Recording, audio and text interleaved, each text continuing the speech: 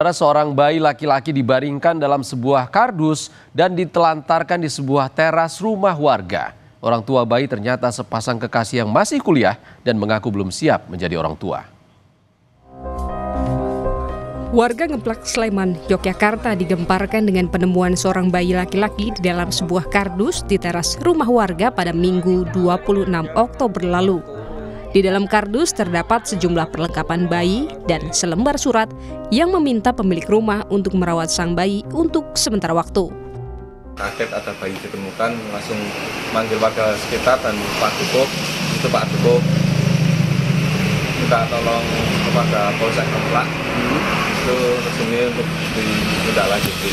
Dalam kotak kardus sudah ada perlengkapan seperti popok dan surat dan susu, pakaian lainnya itu, Pak.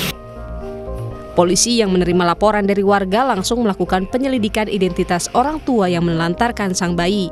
Teka-teki pembuangan bayi akhirnya terkuak. Polisi menangkap sepasang kekasih yang masih berkuliah di Yogyakarta.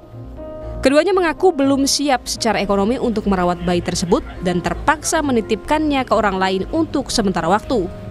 Mengaku hanya menitipkan sementara dan akan diambil 1 tahun lagi setelah siap merawat. Itu dituangkan ke dalam BB berupa surat atau ada tulisan di sebuah kertas yang berbunyi bahwa bayi tersebut dititipkan dan kemudian akan diambil 1 tahun kemudian. Keduanya dijerat dengan Undang-Undang Perlindungan Anak dengan ancaman hukuman penjara selama 5 tahun. Untuk sementara waktu, bayi malang itu akan dititip perawat di salah satu panti sosial milik pemerintah.